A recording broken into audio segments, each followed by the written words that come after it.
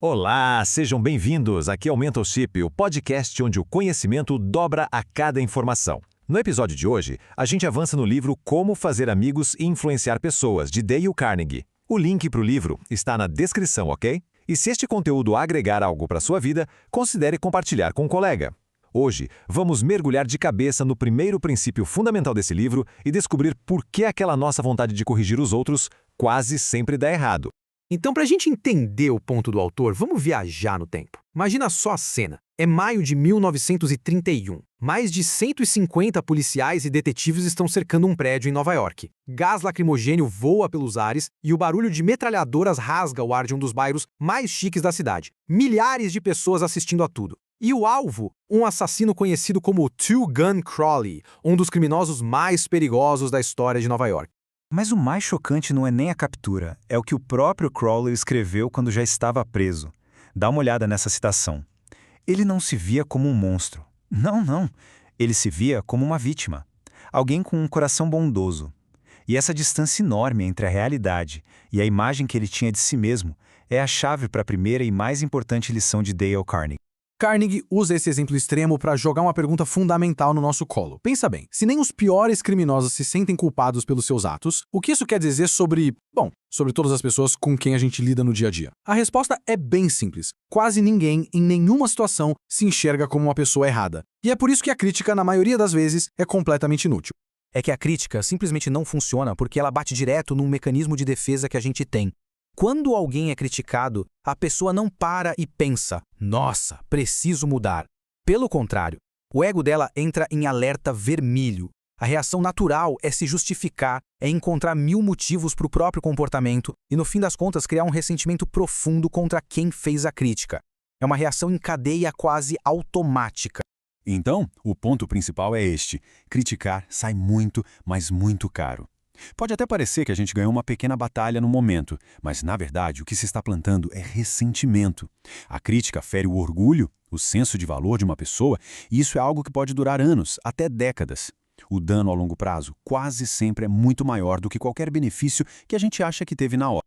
E tudo isso nos leva, finalmente, ao primeiro princípio de Carnegie, que é tanto uma regra quanto um desafio. Como a gente vê aqui, a instrução é direta. Criticar, reclamar, isso é fácil, né? Não exige esforço nenhum. A verdadeira habilidade, aquela que realmente gera influência, está na capacidade de fazer o oposto. Ter caráter e autocontrole para tentar entender e perdoar. Tá, legal. Se criticar está fora de cogitação, então a gente faz o quê? Ignora os problemas? Fica quieto? De jeito nenhum. A proposta do Carnegie não é ser passivo, mas sim mudar completamente de estratégia. Trocar a condenação pela compreensão. Esse quadro resume perfeitamente a mudança de mentalidade. A abordagem inútil é reativa, focada no erro. É ataque, julgamento, acusação. Já a abordagem influente é proativa, focada na pessoa. Quando a gente troca o ataque pela compreensão, o julgamento pela empatia e a acusação pela curiosidade, a gente desarma o mecanismo de defesa. E só aí, quando as defesas baixam, é que uma conversa construtiva pode de fato acontecer. E para mostrar como isso funciona na vida real, Carnegie conta uma história fantástica sobre Bob Hoover, um famoso piloto de testes. Depois de um show aéreo, o avião dele, uma relíquia da Segunda Guerra, simplesmente parou de funcionar no ar. Ele conseguiu pousar, mas a aeronave ficou muito danificada. A causa? Um jovem mecânico abasteceu o avião com o combustível errado. Agora, pare e pensa um pouco. O mecânico estava aos prantos. Ele tinha acabado de destruir um avião caríssimo e quase custou a vida de 3 pessoas. A reação que todo mundo esperaria de um piloto de elite seria a fúria, né? Gritos, demissão, uma crítica pesadíssima, no mínimo. Mas a reação do Hoover foi completamente diferente. Em vez de condenar, Hoover foi até o mecânico, o abraçou e disse exatamente isso. Ele trocou a crítica pela confiança. Imagina o poder dessa atitude. Ele não só salvou o orgulho daquele rapaz, como garantiu que ele se tornaria o profissional mais cuidadoso e leal que ele poderia ter. Ele pegou um erro desastroso e transformou numa lição de liderança inesquecível. No final das contas, o que o Carnegie está descrevendo aqui é um sinal de maturidade emocional. Criticar é fácil, é impulsivo. O que exige muito mais autocontrole e caráter é parar, respirar e escolher compreender em vez de condenar. A verdadeira influência não começa quando a gente tenta corrigir os outros, mas sim quando a gente consegue dominar os nossos próprios impulsos.